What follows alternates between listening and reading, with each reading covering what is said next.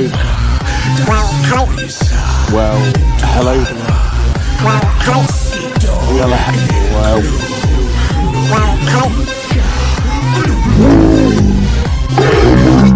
Con Bel O'Malley, ratoncito le gusta danza.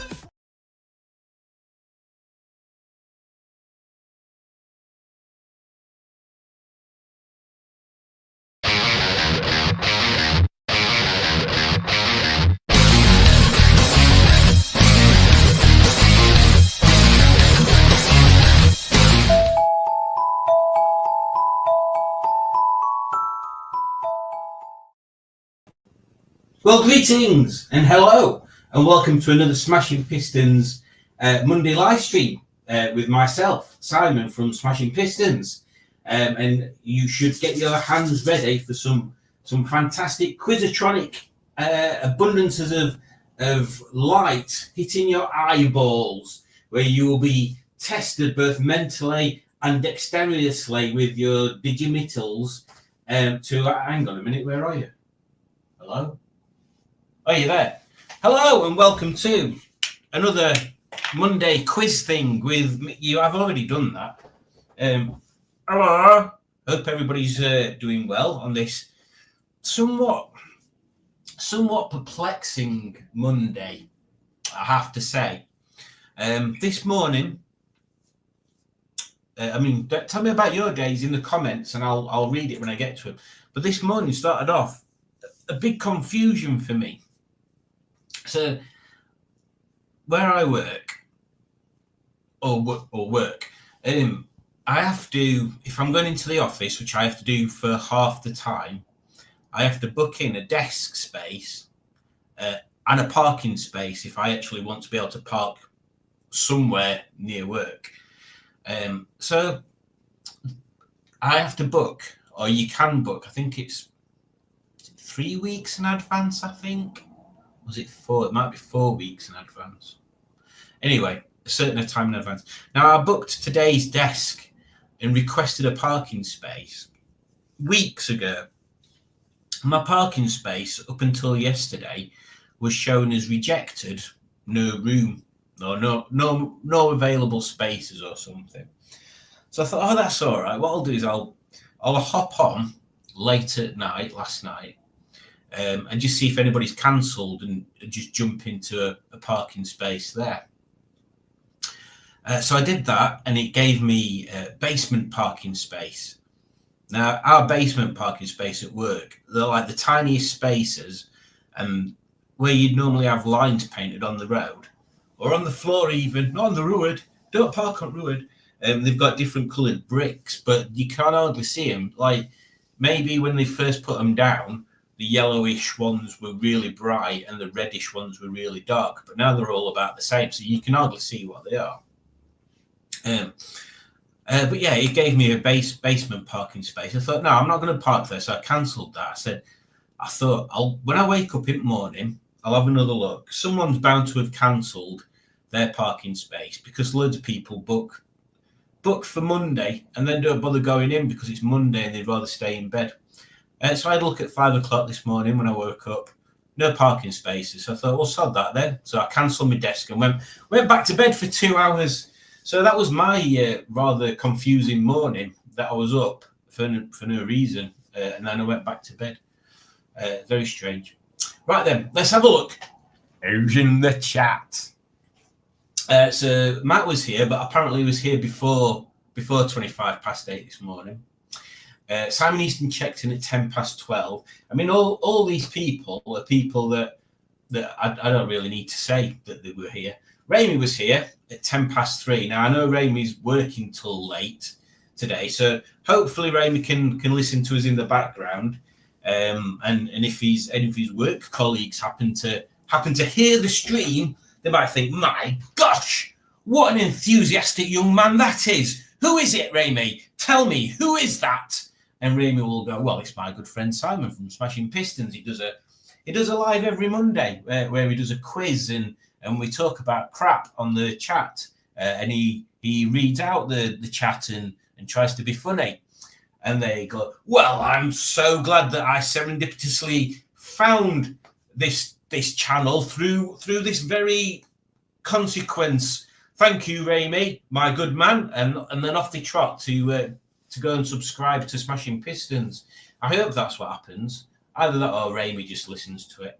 I'd settle for that. Something on this screen over here that keeps moving, and it's distracting my eyes. Where did we get to? This is 20-8, so I'm going to ignore most of these ones. Simon Easton, because he was asked how his life, he said, well, not so bad. I did almost knock myself out earlier, though, by standing up under a cupboard door. Well, there's only one thing to do in a situation like that.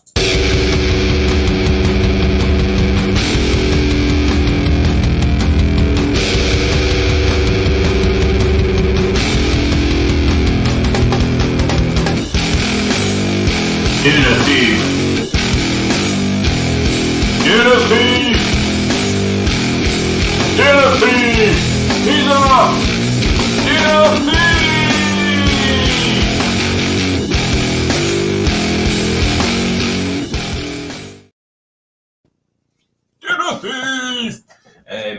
Where did we get to? Done a bit of filming with header tanks this morning. Header tanks. Now there's a subject. I assume what he's talking about there is there's not really war weapons. What other weapons would they be? There wouldn't be any other weapons, would they? All weapons are war weapons, or at least used to injure or maim. Not warcraft. What is the phrase I'm trying to think of? Military apparatus isn't my speciality, but I'm clued up enough to know that a header tank is like a normal tank for full people, but it's a tiny version that they built for just transporting the heads of specifically very important generals. So if you were like what is these corporal, isn't they, and sergeant and lieutenant, but if you were like one of the higher echelons of the military, should I say, that once you'd perished, hopefully of natural causes, as long as your head was fine, they used to chop your head off and then fit it onto a special little disc. It's like a little, like if you think of it like a dog collar, but it's solid underneath and the outside of it's plastic. You got put your head on there, and your head can still think and you can see and talk and stuff like that. So they get your little head like that. They go, "You all right there?" I don't know what's high up. General Cheese Tart Flinger. Oh, yes, I'm fine, thank you very much. Where's my header tank? Oh, just go and put you in now. So then they take him off like that, and they've got a tank like this, a tiny little tank, like a radio control tank, only it's not. It's a proper tank.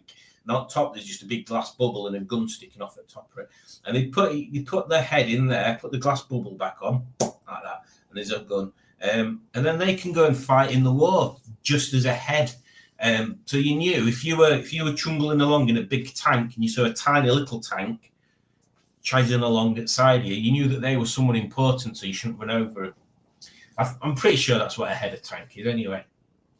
I'm here, but also here where I am, as well as here there. How is that possible? I'm not sure, Matt. I'm not sure where you are at any point, to be honest. I always have to consult the meteorological department to find out where Matt is. At least we don't lose you as often as we lose Dave there. Alex's assets are here, joining Alex herself. And they say, yeah, we'll say that's what Alex's assets are saying.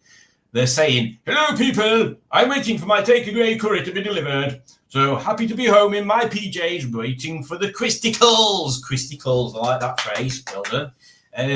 Tell us, dear Alex's assets, if you can. What curry are you waiting for to be delivered with? for you.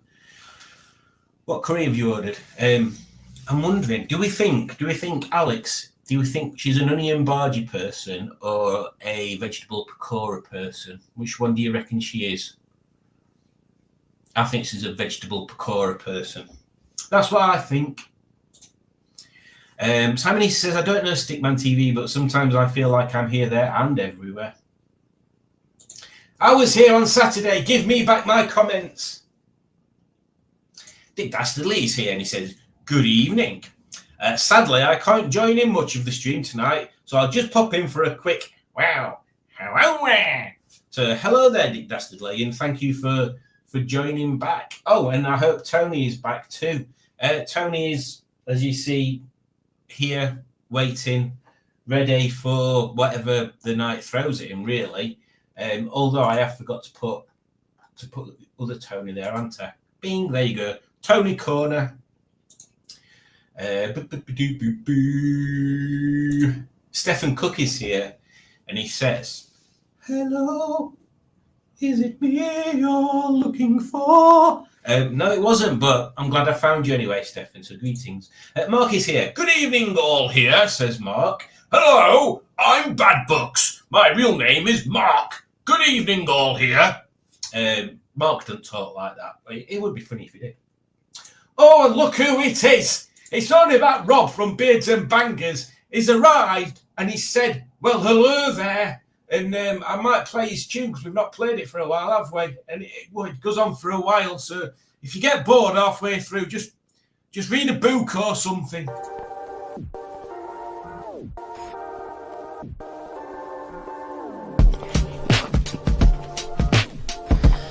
Well, hello there. Hello. Well, hello there. Hello. Well, hello there.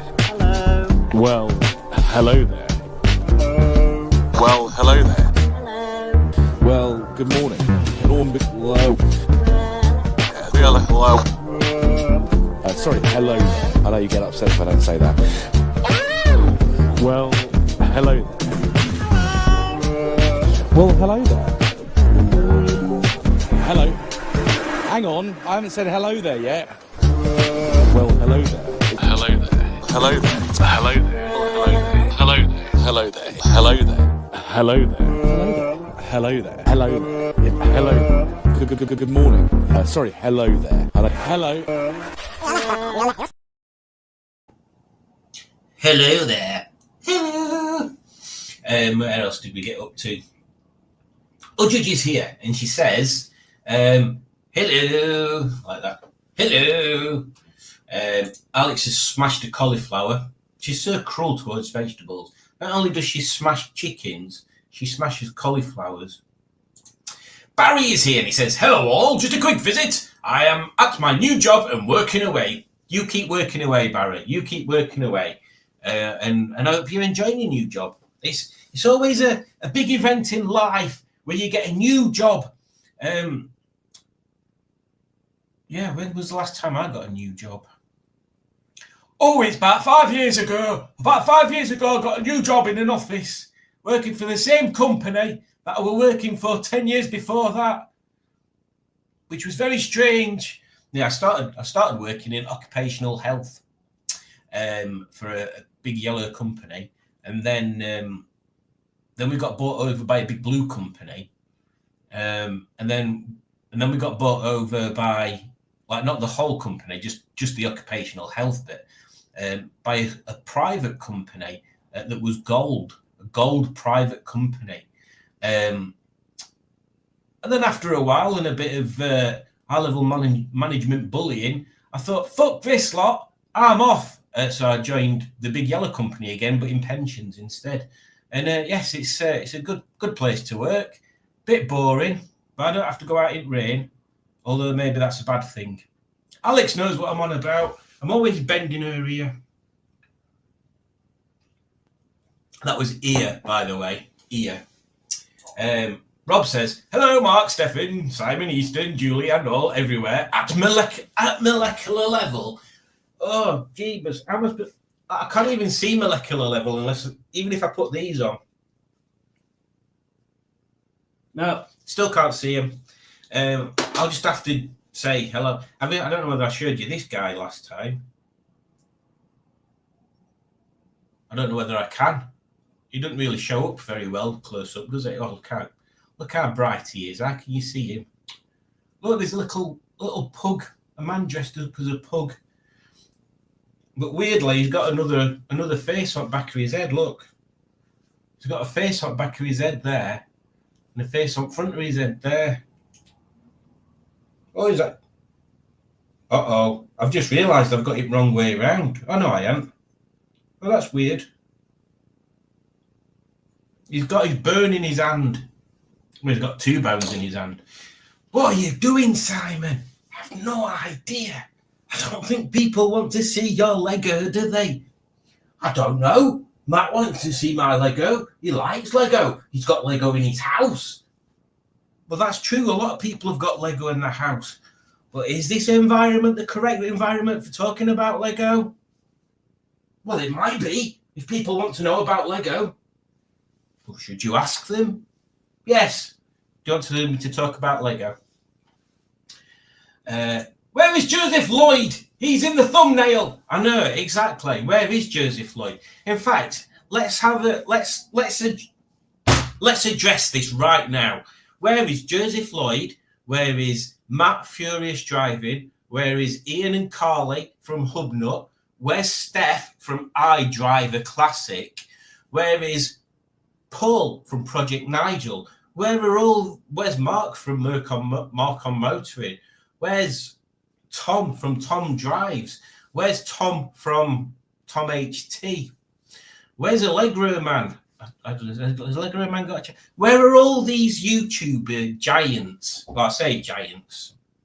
Where are all these other YouTubers? I expected by now that some of them would have popped in. I know Nigel has a couple of times, but he seems to always be busy. Too busy to comment. Oh, anytime he's got a live, I'm there, helping his chat flow along, asking the important questions. For example, is there any sausage news?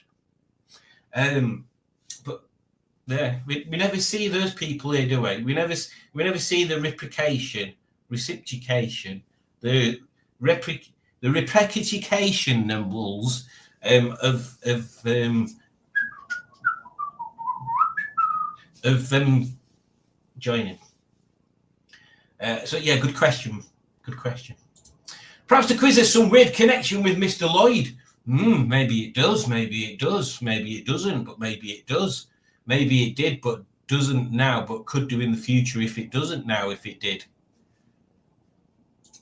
Simone's on a completely different planet. She says morning all, unless she means she's sad about something. Yeah. Let's ponder that for a second. There we go. Mark says, Simon, you don't have weird connections on Joseph's channel. Weird connections. You don't have weird connections on Joseph's channel. Weird connections. You don't have weird connections on Joseph's channel. Weird connections. Hi, Simone. No, of course not. Bad books. Oh, it's talking to a different Simon. Oh, it's so confusing. There's too many Simons. Asbo Warren is here. Greetings. Good evening, all. Me and Becky are here. Becky says, I'm sorry I will be quiet tonight due to sorting out funeral arrangements and now feeling rough. You don't have to apologise for any sort of stuff like that. Neither of you. But also welcome. And I hope you're having a funky monkey time on a Monday. It sounds like there's enough things going on to dampen any spirits you might have. So hopefully it's not too taxing. And you don't know where we are if you need out. Give us a shout. Simone says higher. Higher. Lower. I can't do low now. What's happened? Lower. Low. High. High. High. What am I doing? I'm listening, but still at the care home. Oh God, no. I'm sorry, people at the care home, if you're hearing any of this. This would be so confusing to people if Matt stood there and I'm talking out of his pocket. Oh, actually, we can have a bit of fun with that, can't we? Help! Help me! Matt's trapped me in his pocket. I feel like one of the hobbits when the tree nymph starts walking around with Merry and Pippin on his shoulder. Help! It is no surprise that I am making dinner, says Simone. It is a surprise to me because I would call it tea. Dinner time was at 12 o'clock in the afternoon for me. If Joseph was here and we couldn't talk about diesels on this channel, I will see myself out. If Joseph was here, I would, because it's not Joseph's channel, he would be free to talk about diesels. He would be free to talk about them. Maybe that's why he's not. Maybe that's why he doesn't join. Because if he does join and he starts talking about details, diesels, years of not being able to talk about diesels will just come out of him like verbal diarrhea. Like, there'll just be diesel. And we'll all be sat there going, God, when's he going to shut up? Or maybe not. Berkey's here. He's in here with me and he thinks Dinner Thief is hilarious. It is hilarious. It is hilarious. Bertie, I ask you a question. As one man to another, as I hold this light bulb of truth and this mole grip of destiny, I ask you a question, Bertie, and think long and hard before you answer it. Don't go making any rash decisions. Are you ready? You ready? You sure? Okay. What advert do you want me to put on next? Now think about it carefully. I think people think I'm daft.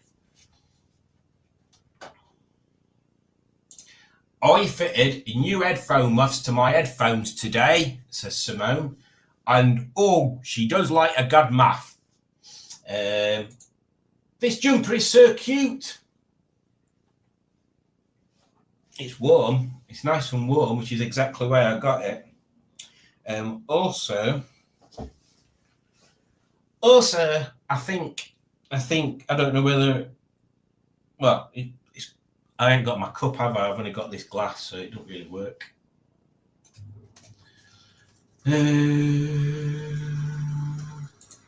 Hot chocolate o'clock, says our judge. I don't know what that means. Stephen S. Paul is here, and he says, "Hello, little English people." Hello, Stephen S. Paul. Hope you're well. Veggie panoramic, she is. Veggie pakora. Curry is here now. I ordered something different. It's very limey. I do like a good lime. Like a spicy limey korma. Got sag paneer and special egg and pea rice. Ooh, so paneer's the cheese. Sag. Is that spinach, sag? I think it is, isn't it? I think. Egg and pea rice. Very good. I can see Alex enjoying the spinach and chickpea number, but I could be wrong. I'm a samosa girl, but I didn't order any tonight. Oh, yeah, samosas are the easiest ones to eat, aren't they, really? Although, you can never tell what's in a samosa until you start eating it. It's a bit like a spring roll. Pingu Concord is here! Greetings, talking beard of the Tinterwebs. Greetings, Pingu. I hope you are somewhat fascinated. Why am I doing that again? Fascinated by slinky things. Because I have in my possession something of such immense awesomeness. Are you ready? What's that? Hey, what's that there? Hey, look, it's a tiny slinky. Look.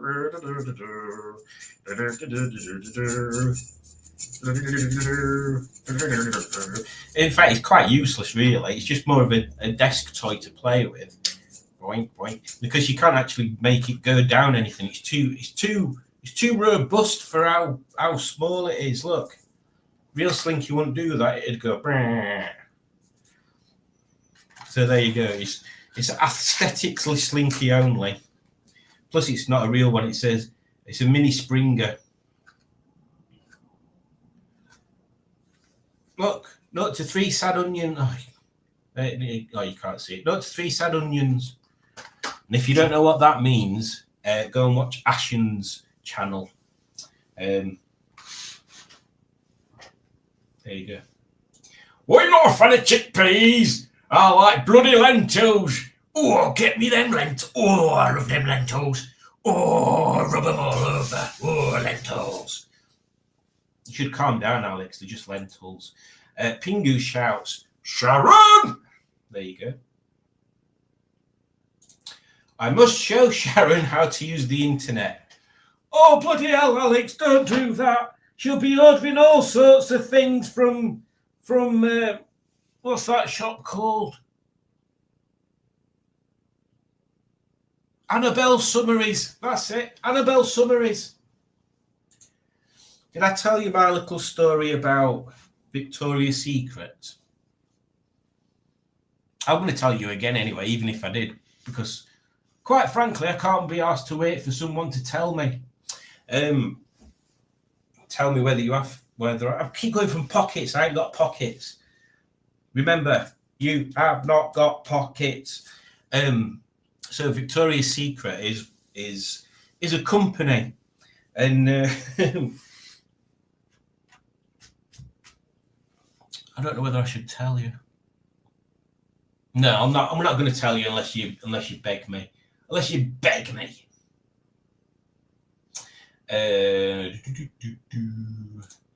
Hello from the other side. Then we would all be doomed if Sharon got onto the internet. This is true, Raymer. This is very true. In both senses of the word, if Sharon actually got onto the internet, as in there was Sharon content on the internet. Rob says, I think it's worth mentioning boobs. Well, it's always worth mentioning boobs, isn't it? I mean, the only time I try not to mention boobs is at work. It can be frowned upon if that's the kind of subject that you approach in work. Like, oh, morning, Justine, like your boobs. That kind of thing. It's not. Well, yeah. I mean, yeah.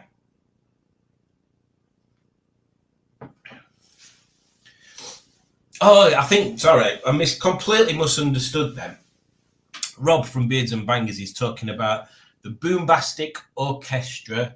No, the Botswana Orchestra of Boombastic Sound, boobs. Yes, so if you are unaware of the Botswana Orchestra of Boombastic Sound, they are the media company behind many of the productions on the Crankcases channel. And the Crankcases channel, if you don't know what that is a little channel called the Crankcases, featuring Norman Oswald Butler and Ernest Pickle. I can't remember whether Ernest has got a middle name. We never use it. We never use Oswald either. And the continuing adventures of Norman and Ernest, basically, who are two Rover employees that have been on strike for years, and they believe it's still 2005. So yeah, they do many things. They go to car shows and take the piss out of people's cars. They go to things that aren't car shows and think that they are. And the latest escapade that the Crankcases have been in is Moist Haunted. So they were joined by Sharon this time, and they were investigating what used to be an old church which is now some sort of shed or industrial unit, as Ernest said it was. Because there's been lots of spooky goings on there, so they were sent in there to investigate. So yes, that's over on the Crankcases channel. So head over there. There's plenty of back catalogue as well, including the time. Oh, do you remember, Ernest, when we were at Gaydon and Hubnut, Ian from Hubnut, he came running over to meet Norman. You remember? And he fell over like that and hurt his knee. Oh, he got a graze on his knee like that. He was like, oh, my knee, oh. And Carly had to come and kiss it better for him. Do you remember?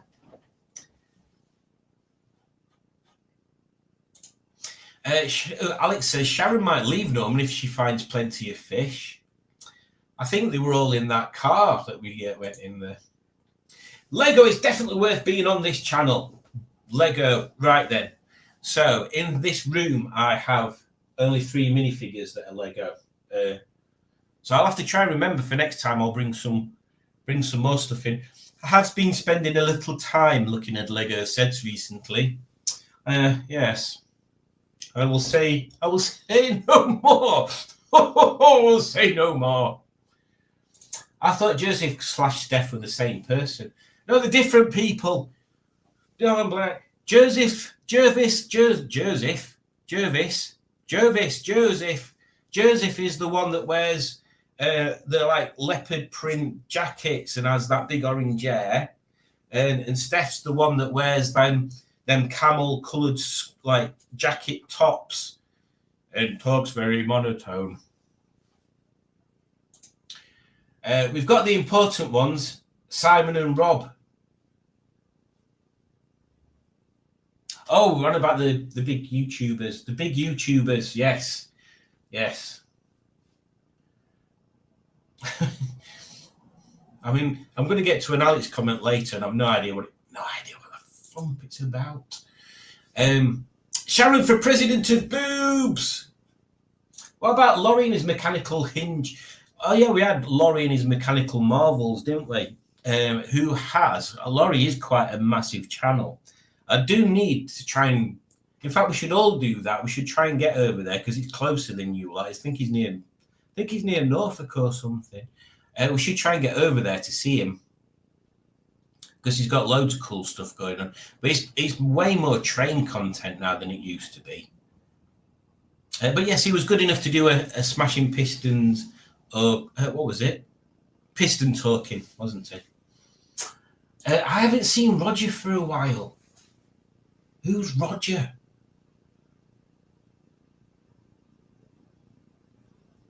I don't know who Roger is. Am I missing something? Am I missing something obvious? Who knows? Right, I've been talking now for 30 minutes, so I think it's only fair that we put a quiz on. So, people, get your sends ready for this. Oh, it's going to be a quiz sensation. I'll tell you that for nothing. But I can also charge you if you want, but I'd rather just tell you for nothing. Where are we?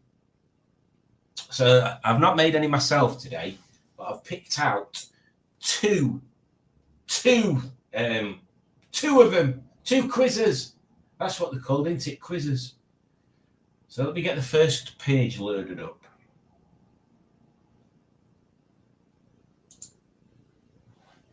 Right then, now I can share it.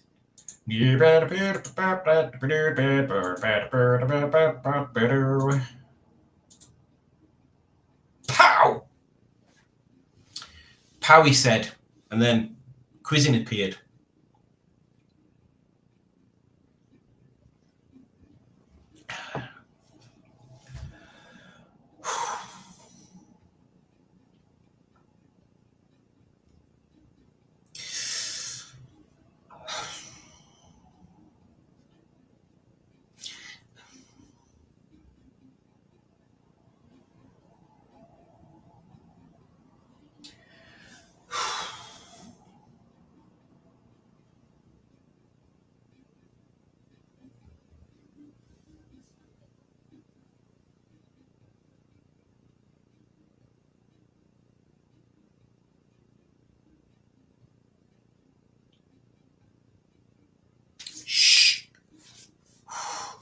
Let's have a look where we got up to. It's nice to decompress with you all, actually. It always makes me smile. Well, that's good, Becky. That is always our intention, is to make people smile and be happy. So again, I know I've said it a bazillion times, but it's a little community we've got, and it's all about getting together on a Monday night and talking out of his arses, basically, and having some fun. Stephen S. Paul says, no Chris Harris, no Harry from Harry's Garage, no number Shmee 158, no number 27. These are all English and budget-orientated channels. I mean, come on now. I know, exactly. I mean, Chris Harris, I do like Chris Harris. Yeah, not even Drive Tribe, man. What's his name? Can't remember what his name is. Yeah. I mean, some of those people, some of my YouTubing friends have talked to them numerous times, or up and down. Oh yeah, that's I can't remember what his name is now. Is it Kitch? It's Kitch, isn't it? Simone says, I do like a nice muff. I mean, you should do. Mark's weekend job was fitting a hanging power socket, luminous green, in the garage roof, so as to plug in smart chargers without having cables all over the place. Very technical bodge. Yeah, that's the same as what I've done, but I've done it for LED lights. So I've got a two-way socket zip tied to the beams in the garage, and then I could just plug the lights in and hang them from the rafters. And then if I want to move them or anything, I can just move them about. It's a very good hack. Oh, look who it is! It's Adam, and he says, "Good evening. Am I fashionably late or just late? What were it? 8:25. I'd say that's still fashionably. I'd say any time up until 30 minutes, you're all right. If it's after 30 minutes, that's not fashionably late. That's just plain rude. But no, you're still safe there." Oh, Simon, you're so slinky. Alex tinkered with the Triumph on Saturday. Rami has done over 400 miles to and from work all last week. It seems to be okay. It's going to be okay until that point where you've just said it seems to be okay. And now I think you might have doomed Rami's drive home later. Adam, you are early for next week. Chips, eggs and beans. Oh, chips, eggs and beans. Dinner of a champion. There's a first time for everything, I guess, Alex. Some of my friends are just like Slinkies. They put a smile on my face when they fall down the stairs. Very good, very good. Timu Sharon. I want to hear the Victoria's Secret story, please. Maybe. Right then, let's have a look who we've got in this Quizotronic. In fact, where's my phone? I should join in my... Oh, it's here. I was using it as a mirror so I could tell when that video finished. Right, let's have a look. So we've got Pendulous Bobs, Mr. Lloyd, sir, Birds the Ward, Birds the Word. Oh, Birds the Word. Lovely Frog 28. Itchy Crack. Come again. Vin Diesel. The Andersons. Greeting the Andersons if you're here. Sharky and George. Wally Wanger and Ecto. Right then. So let's get cracking on the very first quiz of today, the 27th of January, which happens to be payday as well. That's why we went to Asda and I got myself a jumper. Right, we're ready. Go. Ooh, it is Weird Science. Now then, Weird Science. Let's see what these questions are going to be like. What colour would you appear to turn if you fell into a black hole?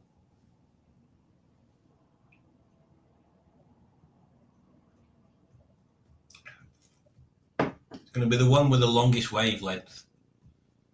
It's either red or blue. Red. There you go.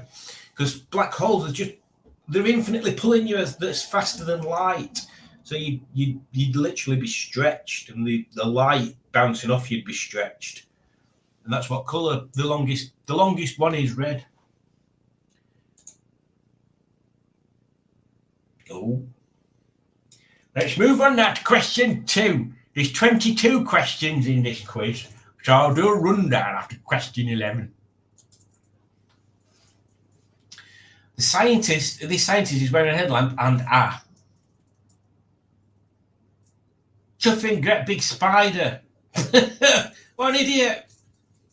Why would he do that?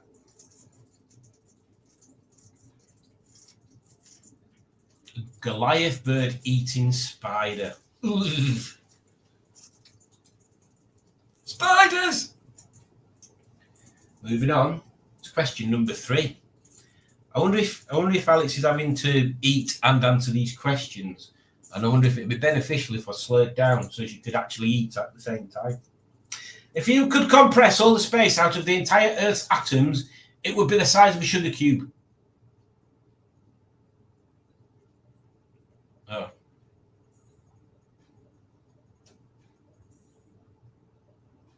I'd say a large stadium then.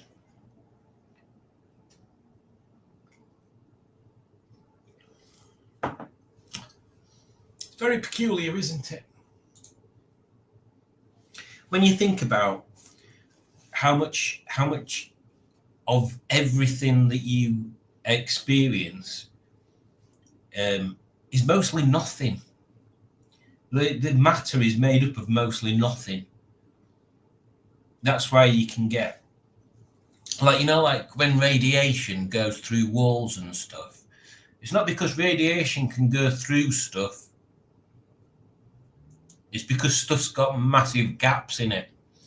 So if you get a light wave, for example, a light wave might be like this big. It's going like that. Oh, it's massive. But the gaps in the wall molecules might be tiny. So a light wave can't get through there. It's too big. It's too big. But you might find that a radiation wave is tiny. It's a tiny little wave.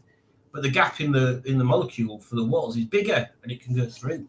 That's how things like that work. We've all got made up of gaps. We've got more gaps than stuff.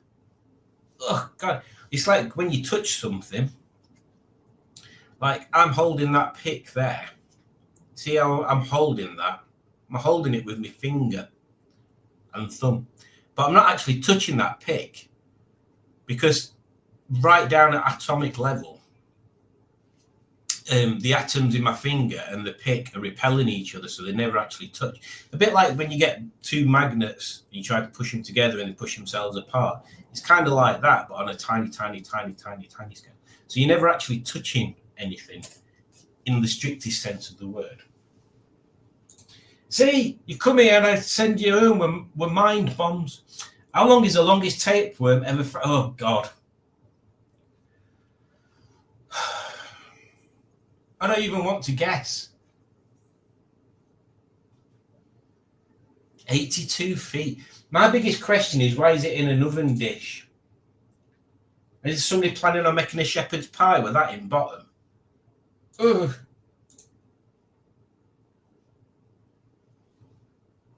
So we're moving on to the 5th question, which is the one after the 4th question.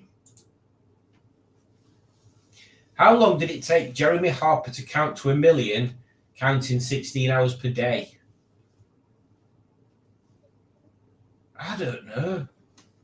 I don't care. Why did he do that? What was the point in that?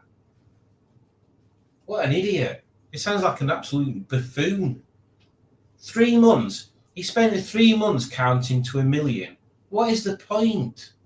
What is the point? Come on, Jeremy Harper. I assume he wanted 3 months off work. And they're like, right, I need some time off work.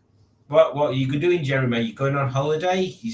You're volunteering. You're volunteering in a hospice in Ethiopia. No? Oh, you're going to America to help from where all the flooding was for, what were it? Hurricane Katrina. No, I'm going to count to 1 million. All right. Why? Oh, just because I can. How long is it going to take you? Oh, I've no idea. Could be anything between 1 week to 6 months. He's on to a game there, isn't he? Moving swiftly on to question number 6. A full head of hair is strong enough to support.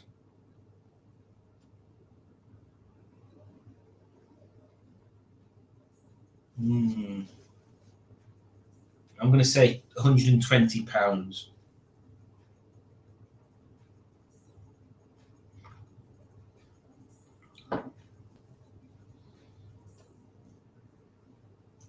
What? 12 tons? Oh, it's obviously not my hair. I reckon the Sharon's hair could support that, if not more. Nobody got that right. So let's move embarrassingly on to question 7. A velociraptor is the size of a turkey, horse, giraffe, human. Oh, I know this one. And it's not what you think it is. Yeah, that's it. Giraffe. They're the size of giraffe. No, it's turkeys, isn't it? Can you imagine if they were the size of a giraffe? That's like a T-Rex size. Oh, can you imagine a T-Rex versus a velociraptor? Well, you don't have to, do you? Because there's that Jurassic Park one. Was it Jurassic World where they were a dinosaur that were made up from a T-Rex and a velociraptor? And then it fought a T-Rex and some velociraptors. Question 8. How many times does an average human walk around the earth in a lifetime? 0. I will tell you 0. 0 times. I'm telling you right now, if it's anything other than 0, it's a lie.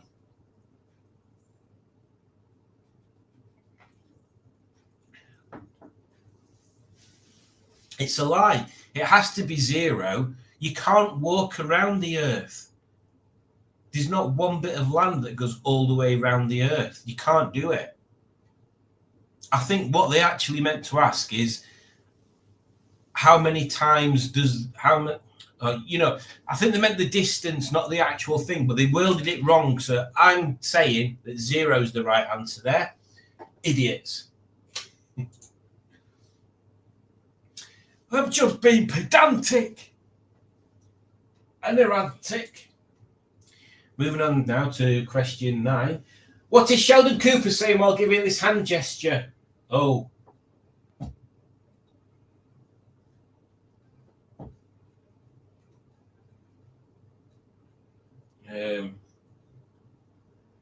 Okay. I thought it might be that, but I didn't quite understand what his hand at the bottom was all about. I know what that is. I bet Simone got that one right. So we are now moving on to question 10. Remember, I'll do a rundown after question 11. There is enough DNA in the body to stretch from the sun to Pluto.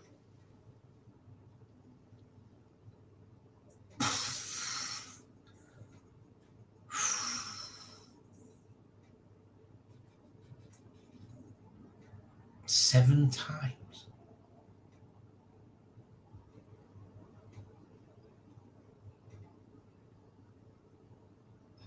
Seven times.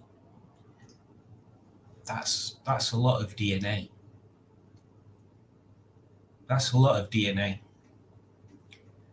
And people think just not eating carbs you can lose weight. You've got no chance of losing weight if you've got that much DNA in you, have you? Enough DNA to reach Pluto 7 times, from the sun to Pluto as well, not just from Earth. From the sun to Pluto. Honestly, Weight Watchers is a scam. You should just be getting rid of DNA. There must be a diet out there that gets rid of DNA. Question 11 coming your way. What would happen if bees went extinct?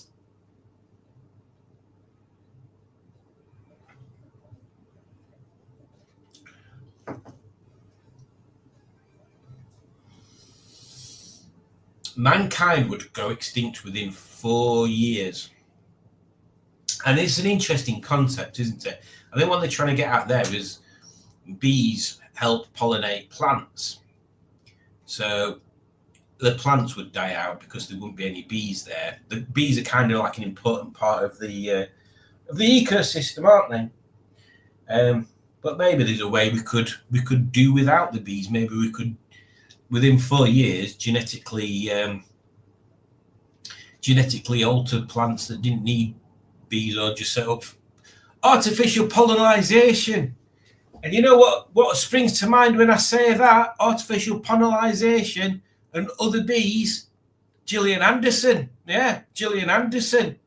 Remember, in X-Files, she got stung by a genetically modified bee, didn't she? An alien bee. Yes, exactly. So after question 11, we've got in first place Ecto. In second place, we've got Pendulous Bobs. In third place, we've got Birdie's De Word. In fourth place, we've got Wally Wanger. And in fifth place, we've got Come Again. So we shall move swiftly on to question 12. And when I say swiftly, I mean at the same pace we've been going, really.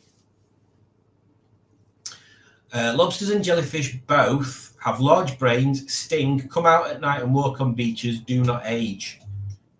No, they've got to age.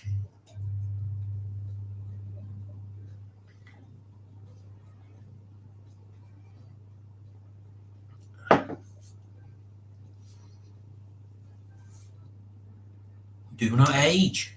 Well, there you go. I expected that wasn't the right one, because I'm sure. Oh, maybe they mean that, like, the cells don't break down, but they grow. That makes sense. Be cool if they did walk around on beaches at night, though, wouldn't it? Doing a little lobster dance, doing a little lobster dance. Got all lobster claws, doing a little lobster dance. Ooh, lobster dance. Moving on. Question 13. What would happen if you fell into a black hole? Your pants would come off for a start, I'm telling you. Is it noodleification, elongation, stratification, or spaghettification? I know the answer to this one. Yeah, spaghettification is actually the scientific term. Weird, isn't it? We are now moving swiftly on to question 14, which may surprise some of you. Lawrence David recorded the abundance and type of bacteria in his intestines for a year by keeping track of what he ate, taking an X-ray every day, doing a CT scan every day, analysing his poop every day. I can guarantee it'll not be blue. It'll not be the blue one.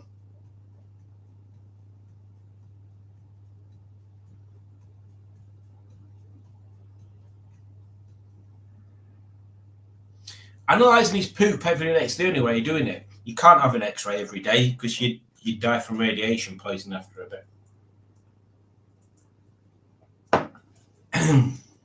Because X-ray is not good for you.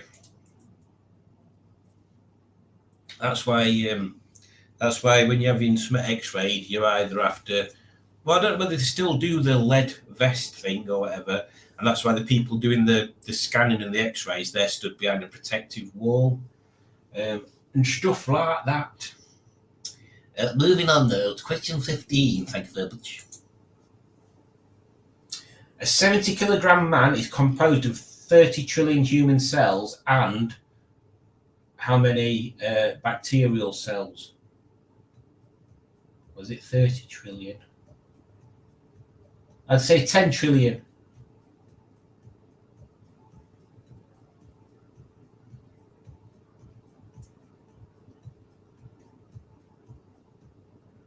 $40 trillion. So we're more bacteria than we are human. You learn something new every day, don't you? Something useless. Maybe you can use that as a bit of a chat up line for the opposite sex. You can walk into a pub, dancing around, grooving away with your light bulb, and you'd be like, like that, and some pretty young thing or some pretty handsome thing will come up to you and go, "What the bloody hell are you doing with your light bulb in your hand?" And you can go, "Never mind that. Did you know that your body, it has 30 trillion human cells in it, it'll have 40 trillion bacteria cells. So you're mostly bacteria. Oh, that'll get them riled up, ready for an experience, won't it? Oh, you'll see their eyes light up like that, and then you'll not remember anything till next day. I'm telling you. Question 16.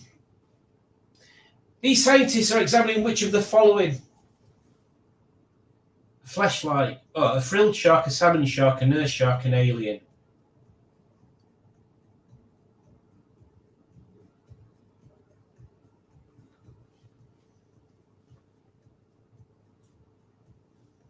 Not like look at that. A frilled shark.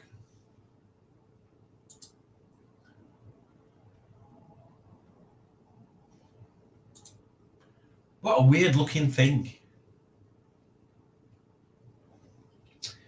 Question 17 coming up.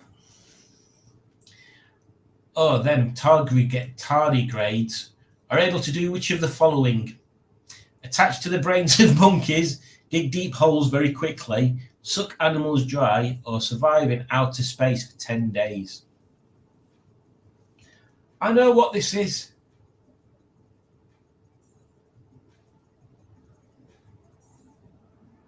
It's surviving outer space for 10 days. They're really weird, aren't they?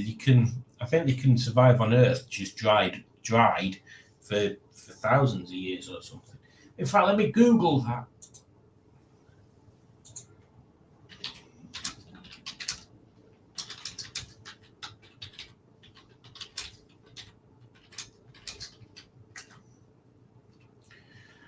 How long can a tardigrade live without eating?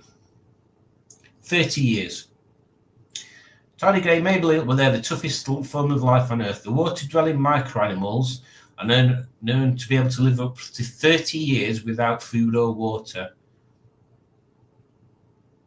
Weirdos. Absolute weirdos.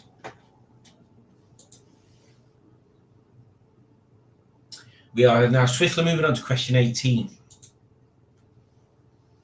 According to Apollo astronauts, the moon smells like ground coffee, gasoline, cheese, or burnt gunpowder.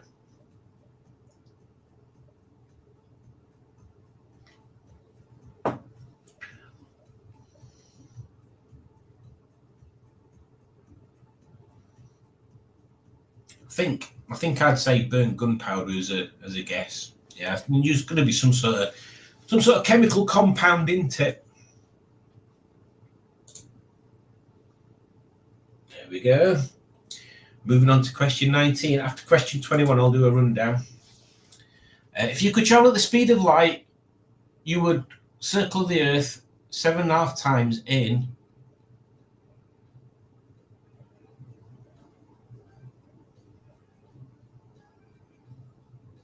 I reckon a second. Is it 7 minutes or 8 minutes for the light to reach Earth from the sun? So yeah, that sounds right to me. Ooh, some change there. Question 20 coming up. Hope you're enjoying your curry, Alex. What animal is this? It's not me. Oh, is it an armadillo or a pangolin? Oh, Alex, which one was that? I think that's a pangolin. Yeah, I think an armadillo's got like a shell rather than it being made from these things. Now then, question 21, which is the penultimate question coming up when I click the right bit of the screen. What would happen if you fell into a volcano? I think you'd die. You'd melt, you'd turn into ashes, you'd float, or you'd sink. I mean, I'm guessing if you actually hit the lava, you'd float for a bit, wouldn't you? Because you'd just bubble. You'd float. Oh, there you go. There you go, then.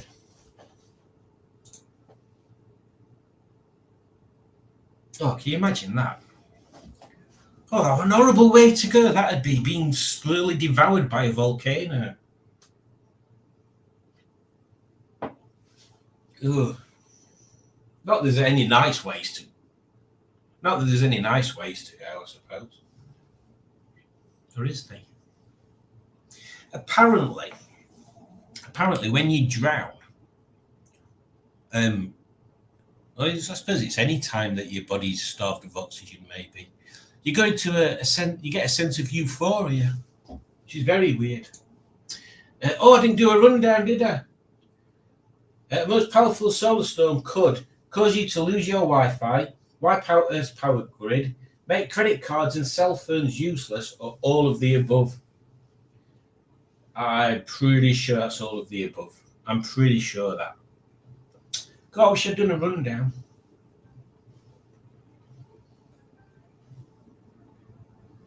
Yeah, everybody got that. Although only 8 people then, sure we started off with 11. So the Andersons claimed third, well done. Excuse me. Bird is the word, came second, well done. Oh dear, well done. Hector came first, well done, whoever Hector was. You've got a funny little bald-headed chicken face character there. Let's get rid of that.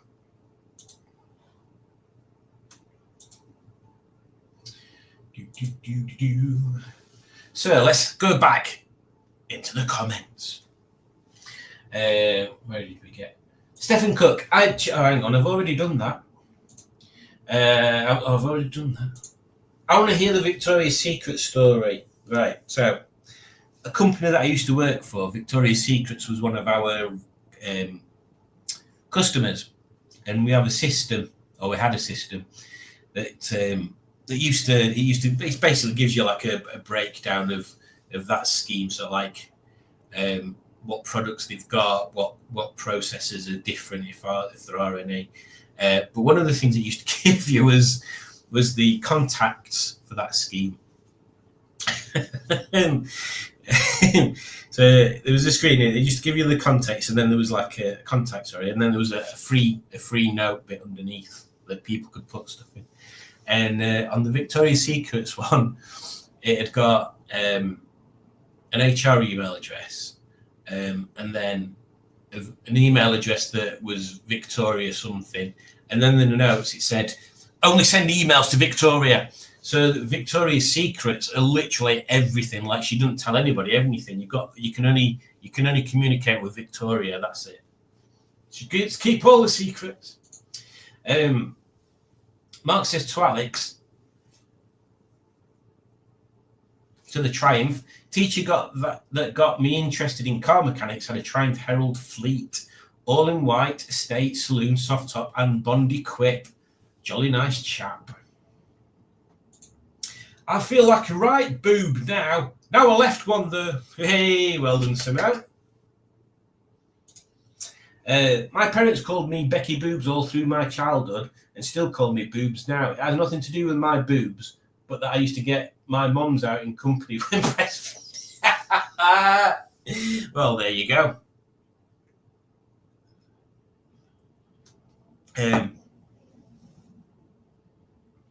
Not a left one, there's Simone. Let me do that again. I feel like a right boob now, but not a left one though. Simon Easton said, just popped out for a bit to put Bert to bed. Back now. Hope I've not missed much. You have not missed much apart from I asked Bertie to choose an advert. Somebody else can choose an advert. Oh, Simon asked Bertie to choose an advert. Ernest Wilberforce Pickle, employee 666. Too late, never mind. Gaz on a trike is here and it says, hello! Hello there. Kitty, apparently. Hello, Kitty, yes. Oh, Roger is Joseph's friend. Oh, is he the crap mechanic or something? The rubbish mechanic. Oh, my Japanese sign arrived today. It was filthy. Ooh, filthy. Ooh, suits you, sir. Suits you. Joseph friends of great names. Mr. Partridge, Mr. Bristian. Very posh. And look, Tony's biggest fans here. And they say, hello to Tony. Well, Tony's here. Tony's been enjoying himself, haven't you, Tony? Are you listening to me, Tony? He's been out with Stoney, haven't you? He already looks stony, doesn't he, to be honest? So I'll put him back. He's evidently not paying any attention to what I'm saying. I always forget if Roger is an alpaca or a llama.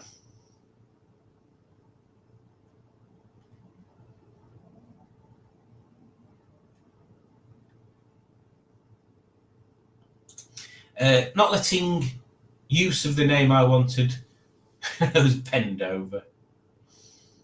The crime busters of the sea. Fall into a black hole and turn red. Surely that's due to your shoelaces being threaded through your fingers.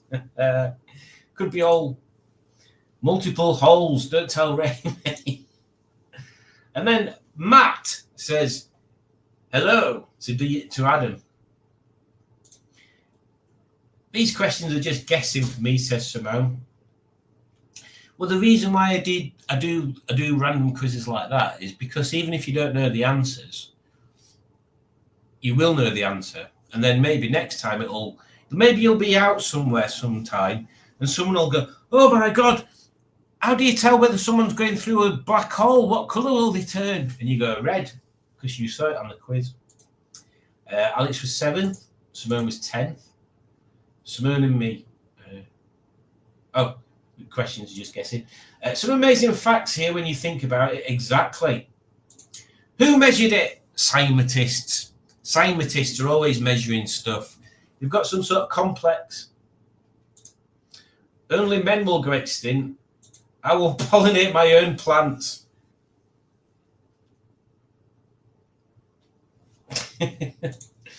Monster robot bees. Yes, that would be good. Oh, Greg Anderson has done a £5 Dewberry. What's it? Look, Shindigaruni. Right, hang on. Where's the donations thing? Where are we? Oh, I've lost it again. Bloody hell! Oh, it's there.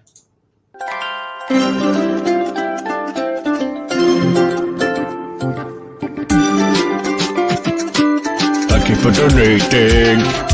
You're amazing. You're amazing.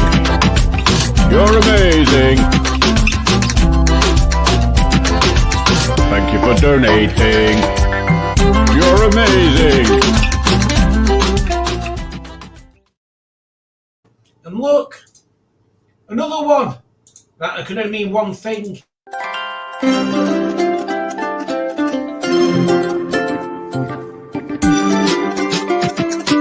Thank you for donating. You're amazing. You're amazing. You're amazing. Thank you for donating. You're amazing. There you go. I've seen an old lobster, says Alex. Yes, but I think it means that they don't age rather than they don't get old. As in, like you're really old now compared to when you were younger, but you look older. Whereas if you were a lobster, you'd still look exactly the same, except you'd be older. Jellyfish walking on land, no thanks. That'd be cool, though. It'd be like something out of War of the Worlds. What the fuck? Spaghetti? Yep, spaghettification. Is that why me and Simone are always... I don't know what question that one's relating to. Oh, yes. The bacterias. 60 trillion bacterias for Simone. You should be used to bacteria, Simone. For some reason, they've become quite famous this last year, something bears. Yes, they have. They have, haven't they? Who starved a little guy for 30 years and watched it die? You can't kill them. They're right hard little chuffs, honestly. Pingu says, Scully can pollinate my bees any day of the week. Can she? Well, there you go. I accidentally pressed cheese. I can't remember what the question but just that comment is the best. That's the best comment ever. I'm going to star that one. Look, it appears in this starred bit. So I can know where it is. Accidentally pressed cheese.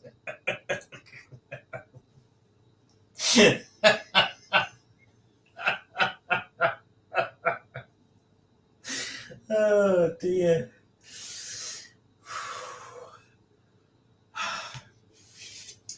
It's bloody cheese, nice with toast. Oh, comments have just jumped.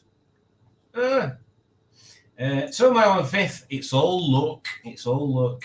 Volcano skinny dipping, it's the future. I like a volcano, especially on toast. And Simon Easton was first. Perhaps having a scientific background helped. Yeah. I mean, I've kind of got a scientific background, haven't I? It's got loads of planets and stuff on it.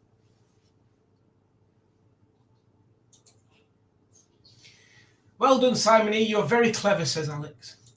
Yay, Birds the Word is second. Simon Easton, I guess you were Ecto. Does that mean that Udridge was Birds the Word? Victoria's Secrets.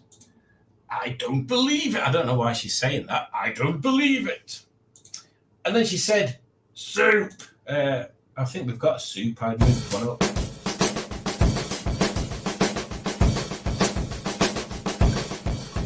Soup! Soup! Soup! Wurst! Wurst! Wurst! Well, a fudging soup! Well, the fudging soup. Mr. Coleman is the rubbish mechanic. Oh, yeah, that's Mr. Coleman, isn't it? Coconuts. Can we have an everyday advert? We will later, Simon. We will later. What would be the weirdest soup, asks Simone. I think, personally, the weirdest soup is the cold soup. Is it gazpacho or something? What's that all about? Why would you have cold soup? The main advantage of having soup is that it's hot. If you're going to have cold soup, you might as well have bloody ice cream or something. Brain soup. All right, maybe brain soup would be weird.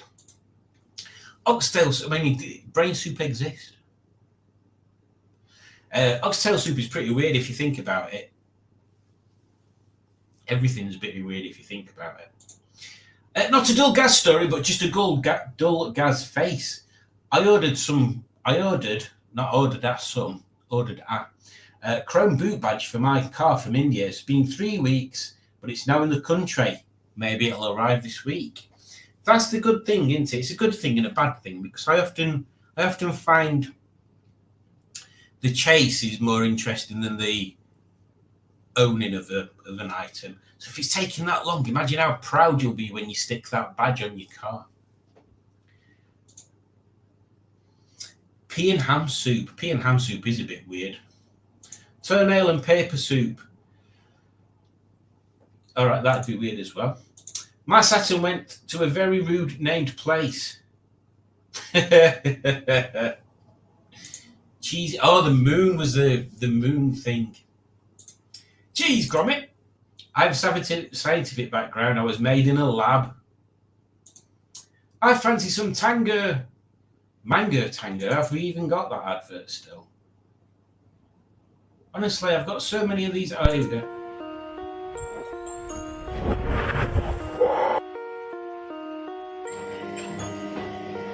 It's mango-y.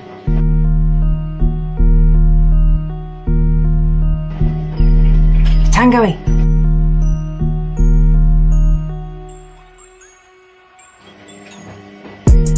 It's mango-y. It's tango-y. It's mango-y. It's tango-y.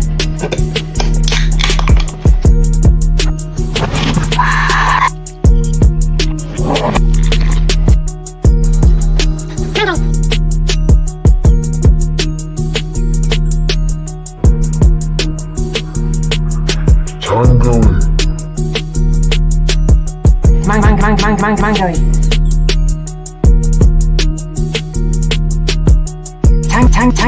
Tangoey.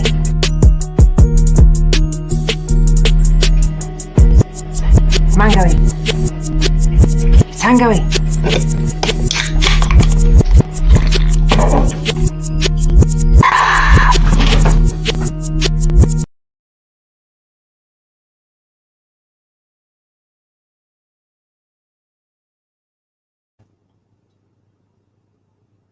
That goes on for a long time. So there you go. Where did we get to? Caveman fire. When you're tired of having Wi-Fi. I was inspired, says our judge, to buy soup after watching one of Alex's videos. I think we have to point out, it's not because your welding's rubbish, Alex, or the colour of Marley reminded Julie of chicken soup or anything. It's because you were having soup, and Julie went, "Oh, I fancy soup. Well, I fancy soup for me dinners." So she bought some soup. Now, what's to bet that she has one soup and then she forgets about the other one, and it stays it back at the fridge until I discover it in about 2 or 3 weeks' time. And I go, "This soup's gone off," and it's like a big ball instead of it being a nice square carton. It's like a big ball. What's reckon? Soup on a stick. You could do that though, couldn't you? You could freeze soup. Calippo soup, there you go. What soup did you get, oh judge? Soup Dragons, that is probably the worst soup. Yeah. Mango Tango is rubbish, says Simon Easton. And I completely agree. I completely agree. And it is down to the reason why Alex does like it, is the reason I don't like it. There's no sugar in it. They've took sugar out. And anytime you take sugar out of a pop, you've lost the point of the pop. But in Alex's case, that's an advantage because she's avoiding the sugar. So I can see in some situations it would be a good pop. Or judge spills the beans or soup, should I say. Same brand as the one you had, but I got vegetables instead of leek and potato. There you go. That was the scariest thing I've seen in ages, says Simon Easton about Simone's advert. Was it you, mate? She won't have eaten it yet. Simone opens that can quicker than a tramp on a bender after leaving rehab.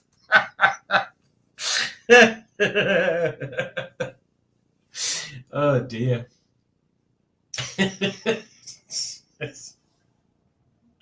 I mean, it is true. Let me share with you something close to mine and Matt's heart, because you may have seen on Facebook today that Matt shared a picture of a Jaffa cake with no Jaffa in it. So you've got the cakey bottom bit, and then you've got the little slither of normally orange jelly and then chocolate over the top. But Matt had a Jaffa cake pack that had got a Jaffa cake with no Jaffa in it. So it was literally just like the sponge and then a crap bit of chocolate on the top. So I thought, well, let's have a look at biscuits, because Jaffa cakes aren't biscuits, they're cakes. So here we are. A history of biscuits in 15 fantastic facts, from flatulence cure to phenomenal fuel. Oh, I wish I'd read that first. That were a bit of a...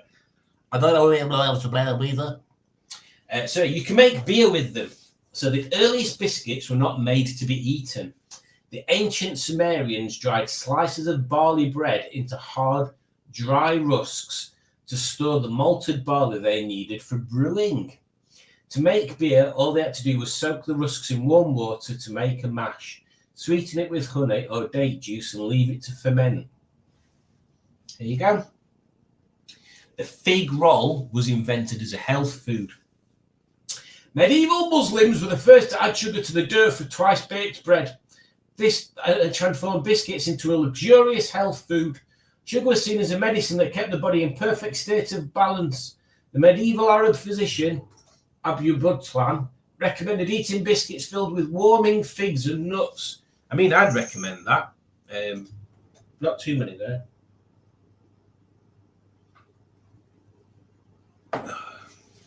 The first British biscuits from breath fresheners. The first biscuit recipe came to Britain in an Italian alchemy cum medical handbook. The instructions on how to make these tasty morsels could be found alongside plague remedies, tips on curing the stench of the toes, and how to find gold with salamanders. The biscuits were hard sponge fingers covered with musk or aniseed and eaten at the end of a meal to sweeten the breath and suppress vapours from rising from the stomach. Do you want me to go on and read these? Let's see if, I mean, they all are quite humorous, actually. I mean, I'll save this page and I'll just pick out a funny one.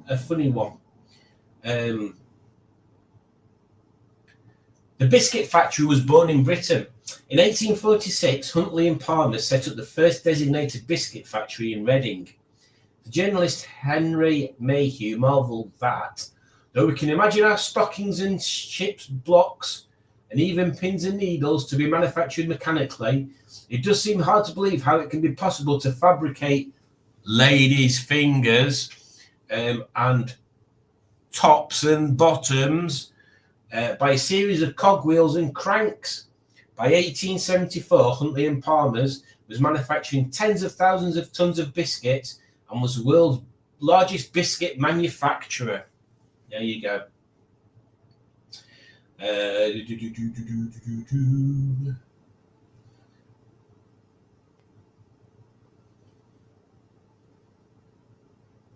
Oh. In the 1920s, jazz clubs gave out party biscuits. Biscuits found new niches in the hedonistic world of the 1920s with its whirl of jazz clubs, craze dancers and cocktail parties.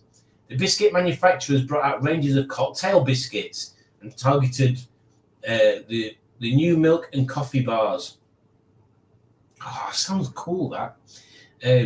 Just as biscuits had been presented as the ideal snack to pack for a bicycling trip, excursion biscuits were presented as a perfect to take on a motoring jaunt, while yacht biscuits were meant to be taken sailing. There were even conversation biscuits, presumably to be sampled while chatting with friends. Well, there you go. Well, I'll keep that open, and we'll come back to that another day. But there was another thing today in British history. So it is the 27th of January.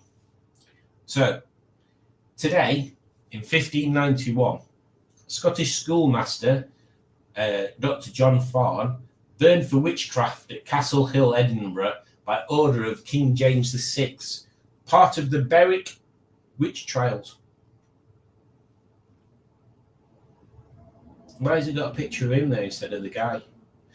Morgan lands at Panama City. In 1671, Welsh pirate Henry Morgan lands at the gates of Panama City.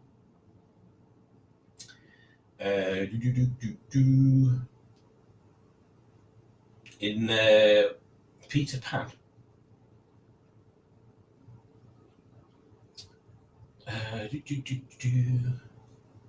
Hang on, there was another one. Where's the other one?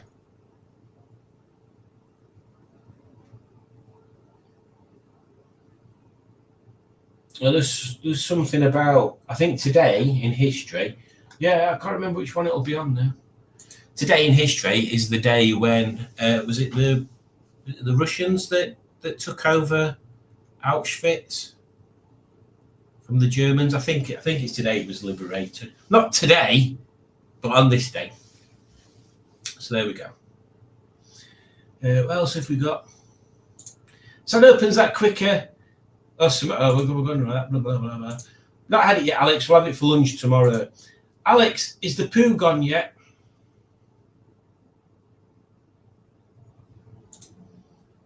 I hope it's good, says Alex to Juju about a soup. Speed Simone, you are speed. Quality soups. Alex Essex features quality soups on her channel. She does.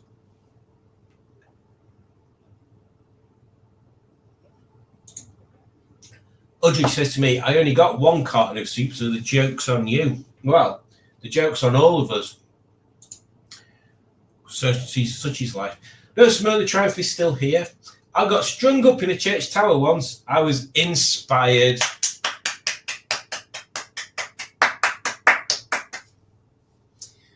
I have to avoid sugar too, says Simone. Quasimodo threw some kid down the bell tower. Police came and showed a photo of a missing lad to Quasimodo, and he replied, his face rings a bell. Hey! Bloody hell. Yeah, I'm going to say, I agree with you, Pingu. I have lost weight since cutting down on sugar. That's good. That is good. So all along, cats are actually making beer. Yes. Yes, they are. That's true. So the cat's making biscuits thing is when they do that. He said, oh, they're making biscuits. But they're not. They're making beer biscuits. Alex did drive home. And I can't wait to see that video. Going to sign off. Oh, Becky's off. So thank you very much. Much needed laugh. Cheers all. Wish me luck for Wednesday night. Take care, Becky. Aaron is here and he says, I'm here. And Aaron is here. I removed the carburetor from my new car today. A lunch spec 1966 Triumph at 1300. Well done. That's good. Someone says to Alex, I got Jojo a new catnip toy today. She went nuts over it.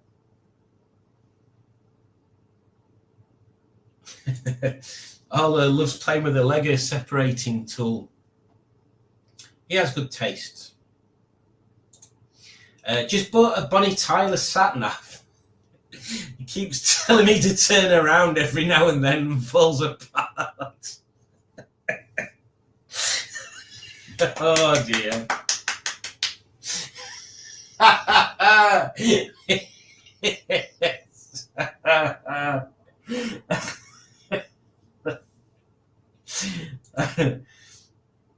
Aaron says he's taking the carburetor off his car. Gaz says, why is that? Aaron says car doesn't accelerate properly. And Alex says, you won't do with no carb on it.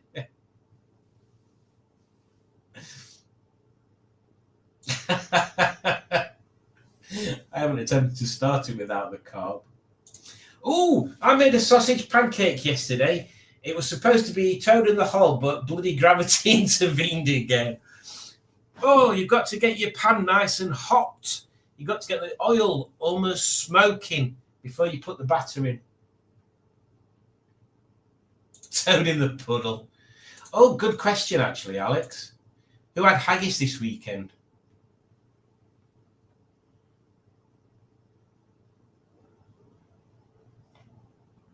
I didn't. I've never had it. But you can get vegetarian haggis, so we should maybe try that. I want to display at the NEC in November. Oh, living the dream there. I'd like to display Gen Z, but I don't know if anybody would ever want to have her on their stand. I'd be quite vocal about promoting it.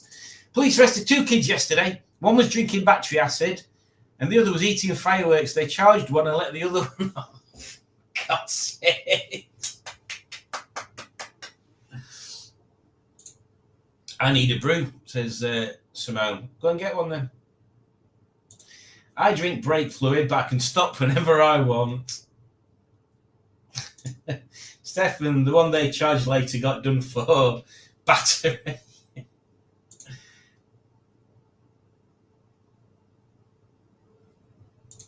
You must bring pasties.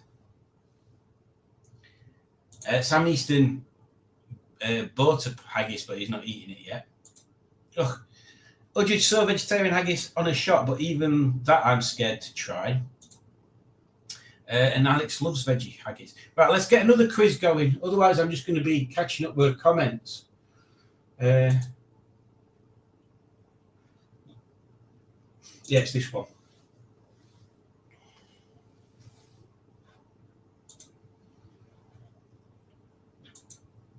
Excuse me. Let's share this Oh man, screen. There we go. There we are. I'm running out of beer.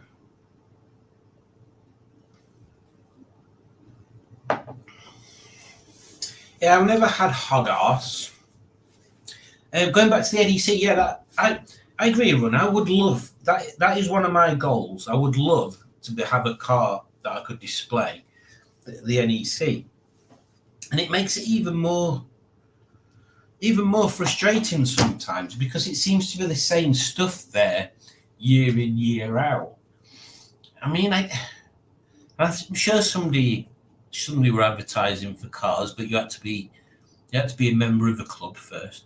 And I think I've said before, yeah, I even looked into how much it'd cost, and it was like 1,500 quid for a stand that was big enough to put 3 cars on. And it's like that's why the big 3 YouTubers share a stand basically. So it only costs them 500 quid each, and they can try and make it back in merch, but it's going to be tricky. But yeah, I'd love to get an invite one day to show Gen Z, or any of the other cars. But I think Gen Z is the one that I think would be the most interesting for people, because she's the only one. She's the only one, and yeah. I don't know how I can do it other than beg people, but then people just seem to be more interested in putting other things, should I say. Yeah, I don't know what the criteria is. It's like, it just feels weird. It feels weird that there's not more of a change every time. It seems to be the same stuff. Anyway, stop moaning now, Simon. Bloody hell. So Udra just Alex what it tastes like. She said it's peppery, like a peppery nutsack. Gaz says, now from Norwich, it's quiz of the week. I'm not in this quiz. Okay. Soup review needed. Yeah, Udra should do a soup review. Has to have gravy and mashed nips. Yes. What is it? Yeah. You have to go do it properly. Peppery nuts. Simon Pistons. We can get our own stand like those lower class YouTubers do. We can try. I mean, I'm up for doing it if it's doable. I mean, it'd be good to promote your Alex's Classics thing as well. Let's definitely think about it and see what we can do.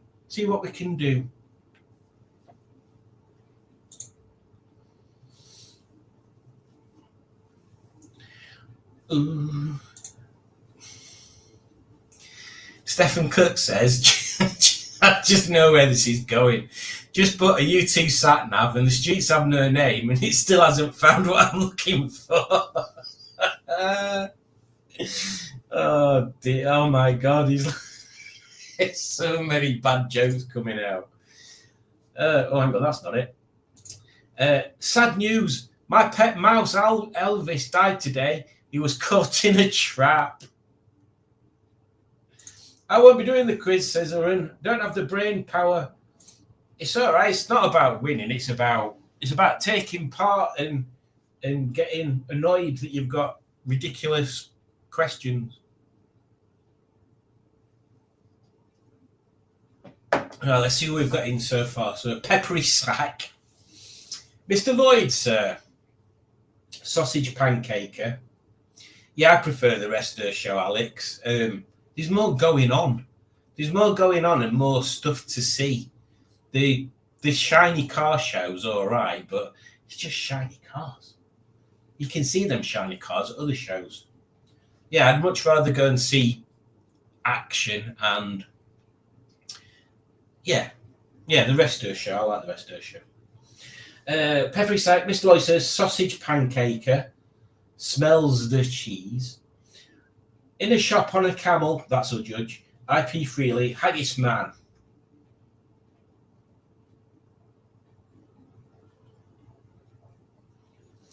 It's not the winning, it's the taking part that counts, exactly. I want to get Betty in the Resto show. Let's work at it for next year then, because I think we're a bit late for this year. Although, actually, we're only, I think it was like 3 weeks before the show that I got offered a space last time. So, maybe. I don't think I'll have got. Well, I don't know. I don't even know how it works. Right, let's have a look. So, we've got 7 people in. So, I'm going to start the quiz. This one again is about science and shit, innit? So, famous science inventors trivia. Question 1. In 1891, Canadian James Naismith invented this game to entertain some rowdy boys he coached. Oh, it's going to be basketball, isn't it, that? Where's my finger, Richie?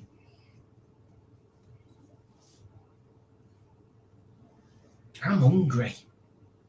What did I have for dinner? Oh, I had these chicken skewers that I made. But I'm still hungry. I find now you've mentioned Betty on there, Alex. When I come down to yours next, I need to drive Betty, and I wouldn't mind giving Pun a drive either. Actually, I'm sure we can make a funny video out of that. In the 15th century, Italians developed prototypes for flying machines, tanks, and parachutes.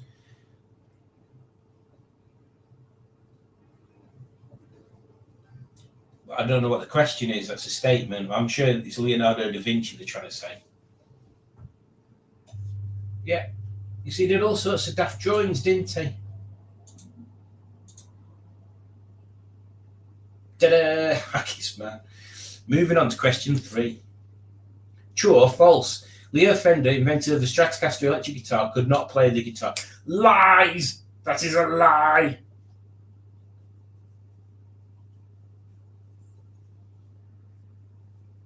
What? Could not play the guitar? I'm pretty sure that's a lie. Leo Fender, right, let me check this out.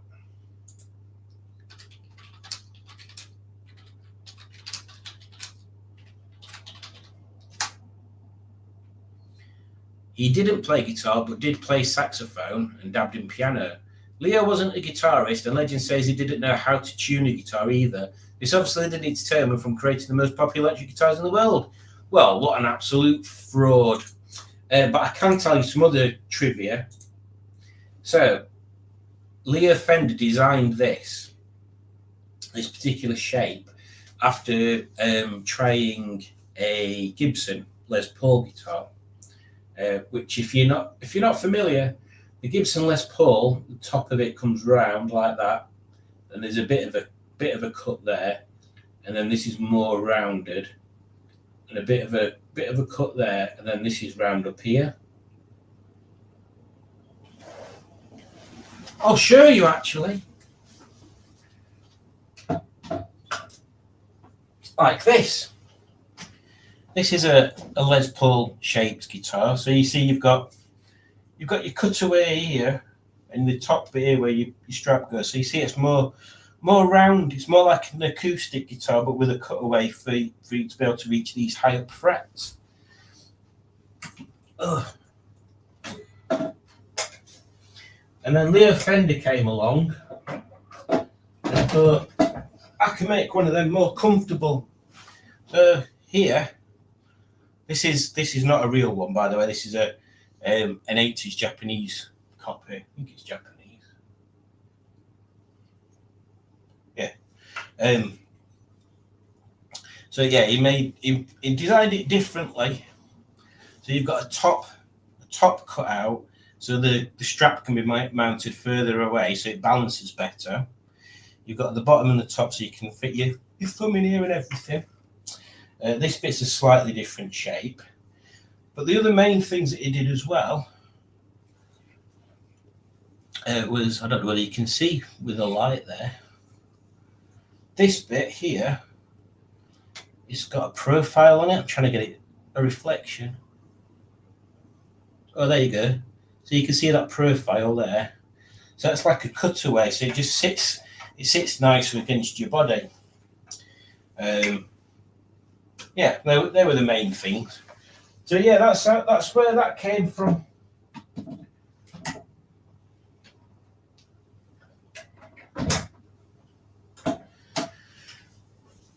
There's all sorts of different shaped guitars as well. They all have their advantages, although some of them are just to look cool and they're really awkward. Right then, let's have a look who got that right. So I got that wrong. What an idiot. Moving on to question 4. True or false? Leonardo da Vinci always built the inventions that he designed. That has to be false. That has to be false.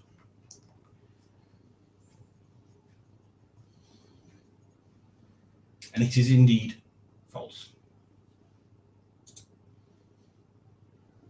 Ooh. Question 5 coming up. I'll do a run through when we get to question 10. Thomas Jefferson invented this item and used it while writing the Declaration of Independence. Oh, it can't be typewriter, can it? It's got to be fountain pen. A swivel chair. All right, okay. Well, there we go then. That's very strange. Moving on now to question 6. In 1973, Martin Cooper, a Motorola inventor, made the first online video, cell phone call, telegram, or text message. In 73. I reckon it's cell phone call.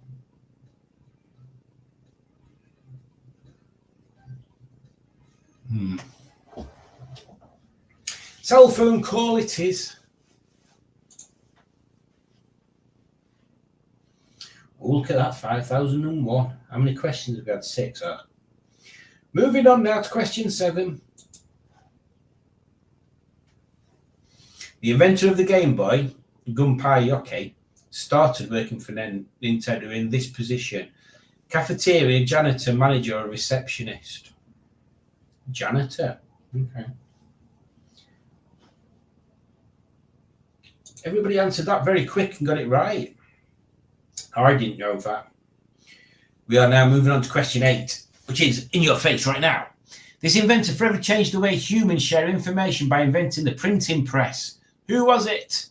James Watt, Alexander Graham Bell, Johann Gutenberg, or Sir Richard Arkwright?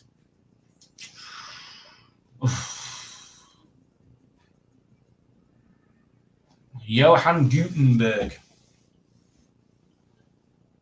I didn't know that.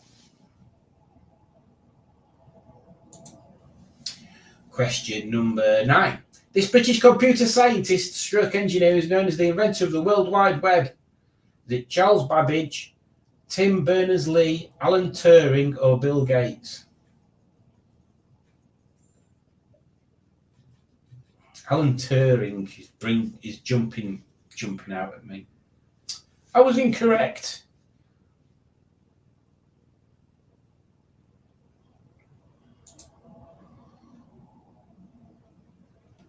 So I'll do a rundown after this next question. What are Alfred Fielding and Mark Chavains trying to make when they invented bubble wrap?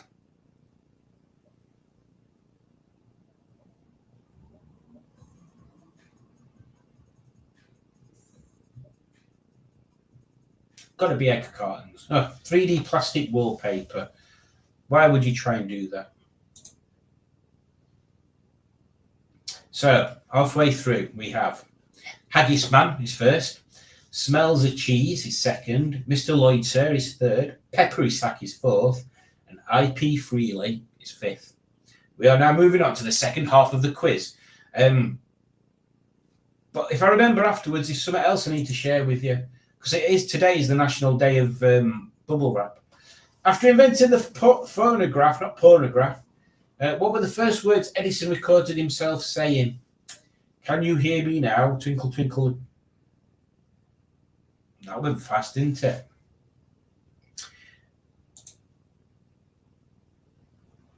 Moving on to question 12. Mozart and Beethoven composed music for this instrument invented by Benjamin Franklin. Oh. Accordion, I reckon. Harmonica.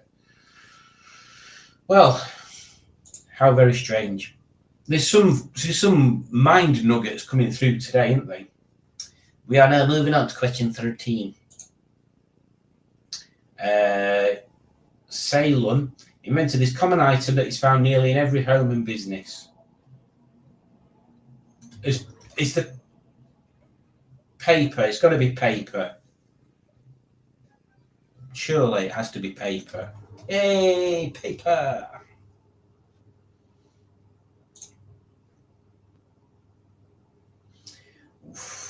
Question 14. This Scottish scientist, Alexander Fleming, discovered what in the mould of his Petri dishes?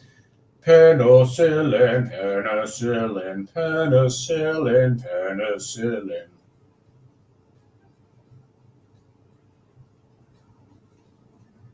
Penicillin. Maybe that's what you need, Simone. You need some Petri dishes. We are now moving on to question 15. In 1967, this person invented the McDonald's Big Mac. Ray Kroc, James McLemore, Michael Jim Diligeti, or Herb Peterson. Herb Peterson. Oh, damn it. Oh, fancy a Big Mac now. Bloody hell. Question 16. In 1899, Norwegian Johan Valère invented this common school and office supply. Stapler, post-it notes, paper clip, scissors. Johan. 18. I think it's post-it notes. It's paper clip, you fool. Post-it notes were apparently invented by a chap. Oh, what was it to do with? It was to do with being in church and something to do with lyrics to hymns.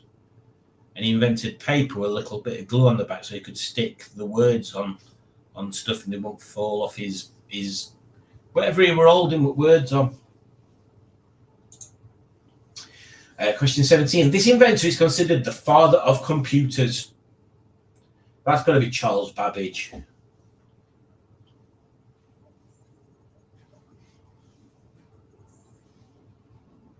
Yeah, Charles Babbage. So we are now moving on to question 18. After 19, I'll do a run through. This Polish-born French chemist, physicist discovered radium in 1898.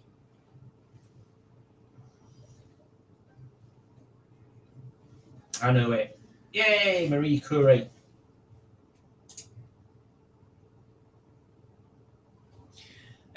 Question 19, the penultimate question.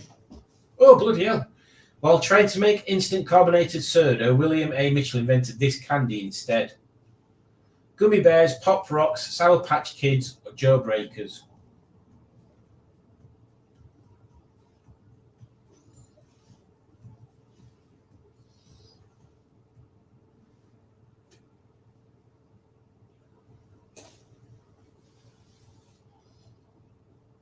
Oh yeah, I'm confusing Betty and Peggy.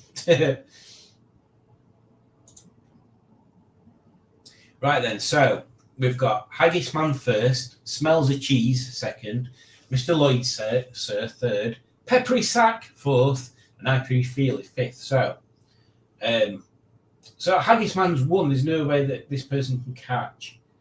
They can change, and they can change. So it's a fight for second and a fight for fourth. So let's go. Which of the following is not an accomplishment of Thomas Edison?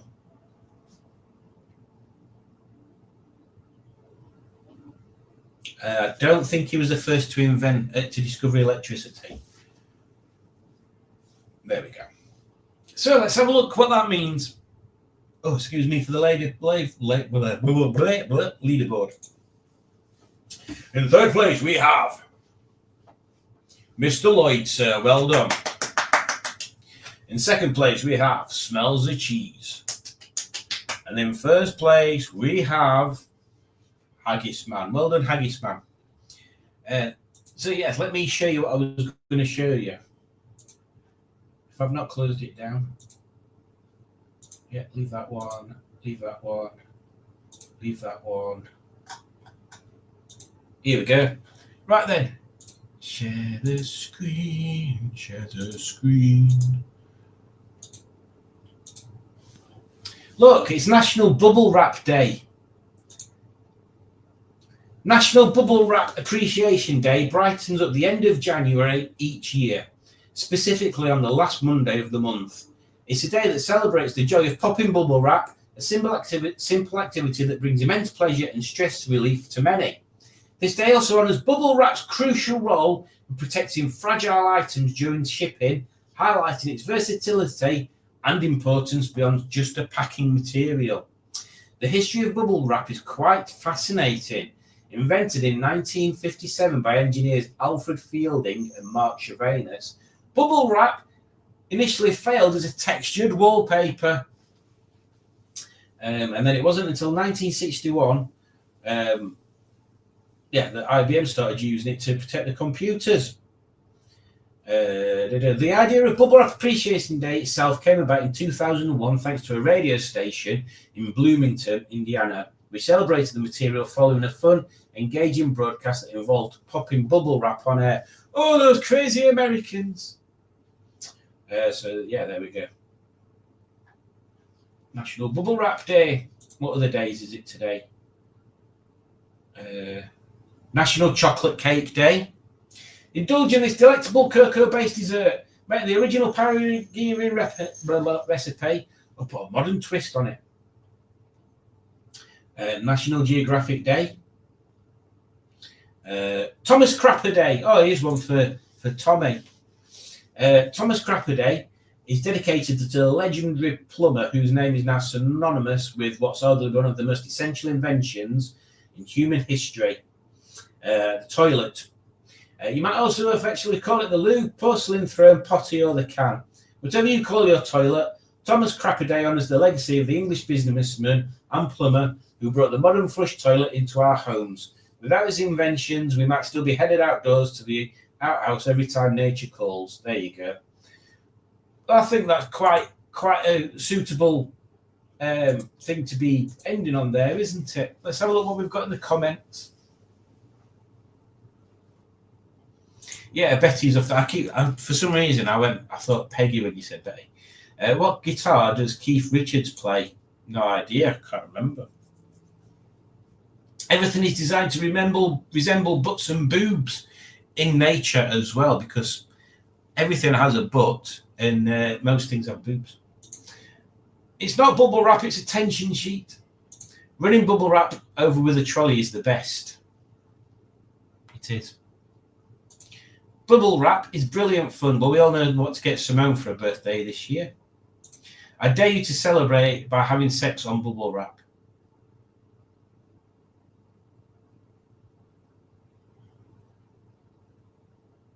I don't think we've got any bubble wrap.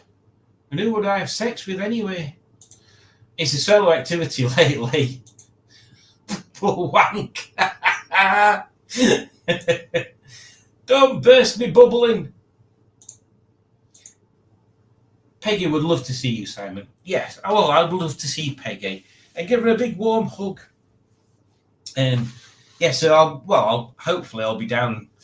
I'll be down soon enough, won't I? But actually, that's another segue into on Sunday. On Sunday, we're having a Smashing Pistons meet up number 6, aren't we? We're going down to a museum, and then we're going to Molly's for dinner at 5. Now I've booked some reservations at Molly's because only 8-ish people are coming. But if you want to come, we'll be going down there. I might be able to add more people to reservations if I need to. But yes, keep a lookout on the Facebook. I've put the event on there, and there's a video on here as well. So there we go. See Sunday says, Alex, is Ujudge coming this time? Ujudge is not coming this time, unfortunately. Matt's Crown Victoria or Ian's Fairmont? That's a good question. Crown Vic, every time. I don't like Ian's car, it's crap. Please make a video of you driving over things like bubble wrap and cheese. What could we call it though? There has to be a point to it.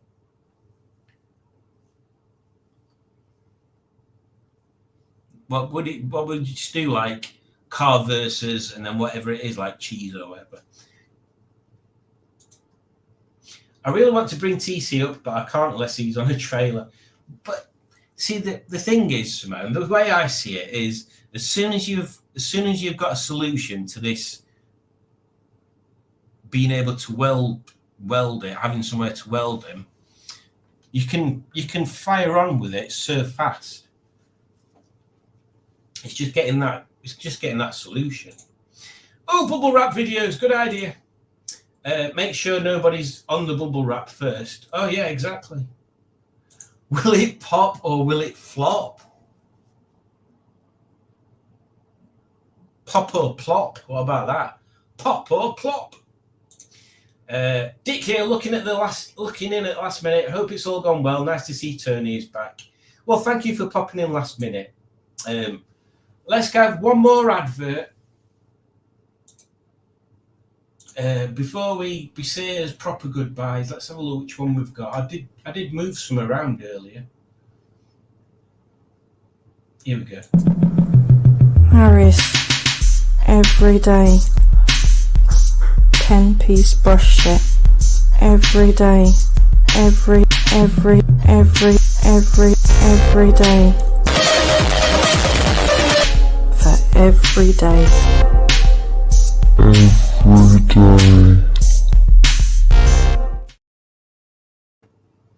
Every day. How about an advert for Stickman TV? These are all things that are in the pipeline, Dick, actually. Pinga is it's its own category. Trey's big, driving over things and equals much reviews. Have I missed an announcement of a Northern meet? No, Gaz. So there was going to be the Northern meet on the 1st, but I decided rather than do two days consecutively, I'm doing Oxford-ish area on the Sunday, and then at the end of March, but I'm not sure which weekend, I'm going to do the Northern one, because it's going to be my birthday weekend around then. So I'm either going to do it on my birthday weekend or the one after. But we're going to incorporate, I think, the North. Oh, what's it called? Is it just called the North 500? North Yorkshire, the NY 500. There's a cafe up there called the NY 500. And then possibly the York Railway Museum. And then I'll have to think of it. Oh, and then we're going to do a train journey, weren't we, Alex? So there's going to be a train journey and stuff. Yeah, there's different things we're going to plan. So it's going to be end of March, that one, Gaz. End of March. There'll be things in between that we're going to, but that's going to be the main event, that one.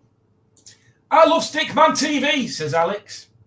I like the Psycho Everyday advert, says Ujudge. Stickman TV advert.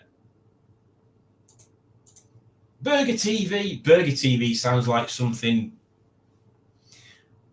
we shouldn't be putting on YouTube, and I couldn't put it on YouTube. There's only roughly half of the population of the world that could put that on YouTube. I mean, I could put it on YouTube, but it wouldn't be my... Anyway, I'll keep my ears out, it says. What's that? Superhero. No, Stickman. Norman TV. All these are good ideas, but I'm going to let you have them to yourself while I disappear now, because quite frankly, I'm hungry. And it's 10 o'clock. We've been going for nearly 2 hours. 2 bloody hours of you listening to me prackle on. Honestly, you should have better things to do with your time. So thank you very much. Oh, I'll just share this message again because it makes me laugh. I accidentally pressed these. Right then, let's call it a day, as they say. And yes, I shall catch you all either Sunday or Monday. Bye.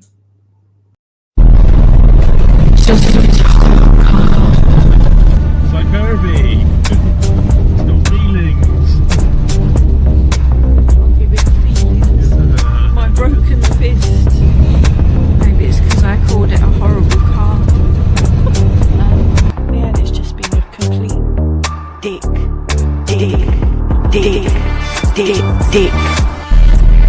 I still think it's a horrible car. I hate that car.